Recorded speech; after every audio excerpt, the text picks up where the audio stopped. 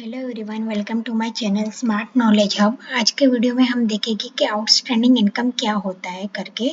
तो आइए चलिए देखते हैं। उससे पहले जिसने भी हमारे चैनल को अब तक सब्सक्राइब नहीं किया है तो प्लीज़ जाके सब्सक्राइब कीजिए। तो आउटस्टैंडिंग इनकम क्या होता है? तो आउटस्टैंडिंग इनकम वो इनकम होती है जो बिजनेस ने अर्न कर ली है लेकिन उसका पेमेंट अभी तक हमें रिसीव नहीं हुआ है। मतलब वो ऐसा हमारा जो इनकम होता है जो हमको इनकम आने वाला होता है पर अभी तक हमें इनकम मिला नहीं है, पर वो इनकम आएगा वो हमें पता है। तो वो बिजनेस में हमने वो फाइनल कर दिया कि ये हमारे इनकम होने वाला है, पर हमने अभी तक उसका पेमेंट नहीं मिला है। तो उसमें अगर हम समझे तो देखो यहाँ पे दिखा है इंटरेस्ट अर्न, जो हमारा 5000 का था और हमें रिसीव 3000 हुआ है और बाकी का जो हमारा बैलेंस है वो 2000 है। तो ये जो 5000 हमारा इनकम हो चुकी है और 3000 ही हमें जो मिली है और जो 2000 बाकी है वो हमारा आउटस्टैंडिंग इनकम कहलाता है।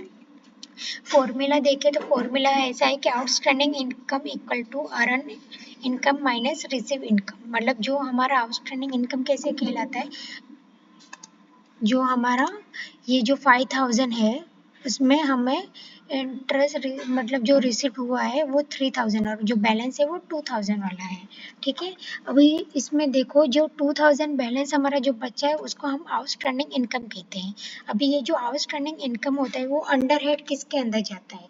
तो वो जो अंडर हेड हमारा होता है तो वो हमारा होता है करंट लाइबिलिटी के अंदर। ठीक है, तो करंट लाइबिलिटी में हमारा अंडर हेड वो बन जाता है आउटस्टैंडिंग इनकम का। अकाउंटिंग में आउटस्टैंडिंग इनकम को करंट एसेट ही माना जाता है क्योंकि वो पैसे हमें फ्यूचर में मिलने वाले होते हैं।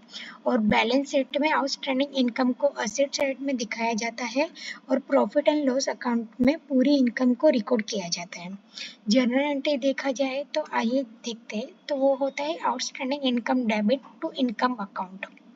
ठीक है, जो आउटस्टैंडिंग इनकम होता है हमने बनाया रहता है वो टू इनकम अकाउंट। जो हमारा मतलब समझो इनकम अकाउंट में हमारा रेंट हो गया कि हमें रेंट रिसीव आने वाला है पर अभी तक मिला नहीं है, डिविडेंड हो गया या कोई इंटरेस्ट हो गया हमें बैंक से मिलने वाला होता है वो।